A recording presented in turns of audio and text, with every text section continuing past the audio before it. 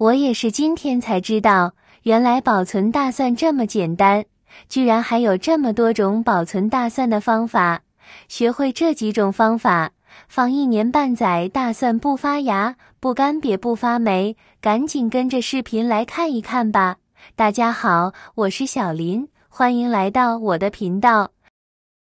大蒜是我们生活中的重要调味品，正如谚语所说，吃饭不吃蒜，香味少一半；吃肉不吃蒜，营养减一半。因此大蒜成为家家户户必备的。但是有一个问题一直困惑着大家，那就是一个不小心发现大蒜长芽了，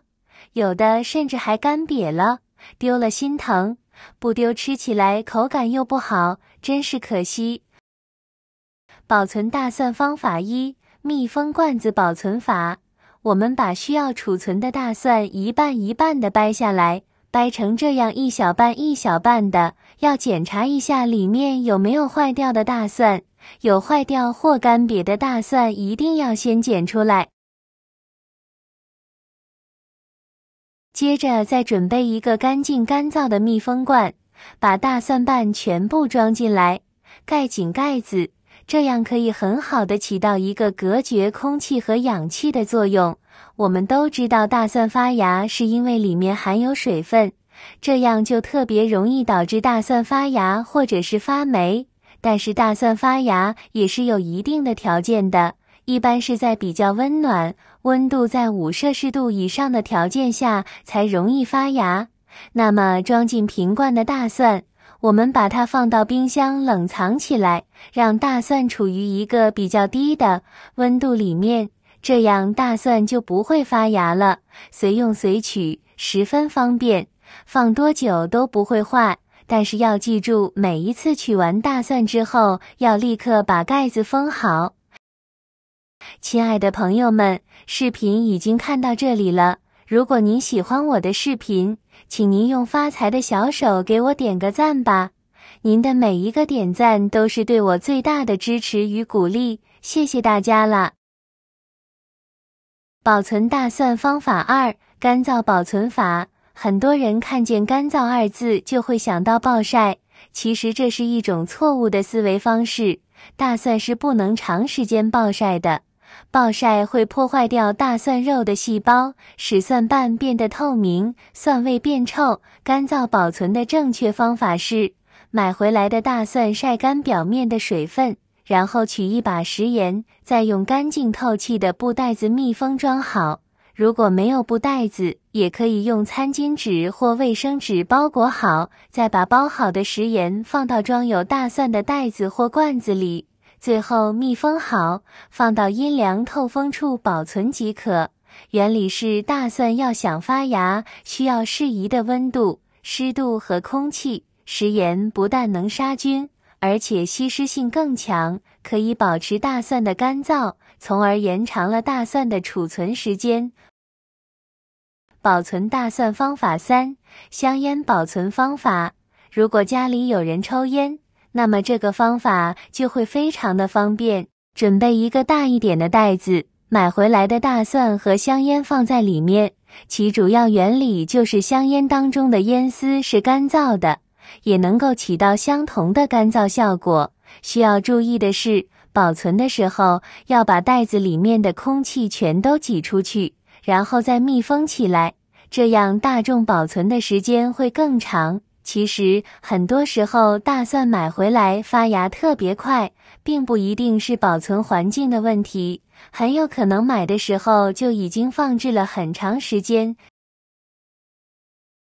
大蒜保存方法4：大米保存法。大蒜之所以会出现干瘪发芽的情况，其实就和空气湿度以及温度息息相关。想要大蒜长时间保持新鲜，我们就需要从这2方面下手。可能很多朋友不知道的是，埋进大米就是保存大蒜的好方法。我们只需要把大蒜表面的一些脏东西擦一擦，或者撕掉脏的外皮，然后用大米把大蒜覆盖起来就可以了。大米是非常干燥的，它就可以保持大蒜的干燥，而且大米里还是一个恒温的状态，在这样的环境中，大蒜也就不容易出现发芽干瘪的情况了。此外，大蒜的味道比较重，它还能起到驱虫的作用，可以有效地预防大米生虫。大蒜保存方法5：悬挂保存法。每年婆婆都会种植很多大蒜，冬季的时候就会使用大蒜叶来炒菜，而春季可以采摘蒜苗吃，等再过一阵子又可以收获大蒜球了。说起保存大蒜，婆婆一直采用的都是悬挂保存法，也就是在采摘的时候预留一点大蒜梗，然后用绳子将大蒜梗都串起来，接着悬挂在家里通风的地方就可以了。相信很多朋友都见过，一些老房子的房梁上都悬挂着很多辣椒、大蒜、玉米之类的，老一辈储存基本上都是使用的这个方法，可以保存1年都不坏。那么我们想要保存大蒜的话，就不妨也使用上这个方法。不过要注意，千万不要放在能淋到雨的地方，否则打湿后用不了多久就会烂掉。大蒜保存方法6：拿出一个塑料袋，最好是不漏洞的，将已经准备好的大蒜包成一半一半的，之后给它放进塑料袋中。当然，你也可以选择用密封袋或者是密封盒之类的，这样做的目的是让大蒜可以隔绝空气，因为少了阳光、空气和水分，这样大蒜就没有办法发芽生长。生姜切成片，放到厨房纸巾上面，再来点小苏打，这样在包好之后，小苏打和姜里面的元素就可以抑制大蒜发芽生长。用纱布或者纸巾包起来之后，也可以吸收掉一些姜里面的水分，因为水分过多的话，会让里面腐坏变质。把包好的这个生姜和小苏打直接放进塑料袋中，之后将塑料袋系紧。系好之后，我们可以把它放到阴凉通风的地方避光保存，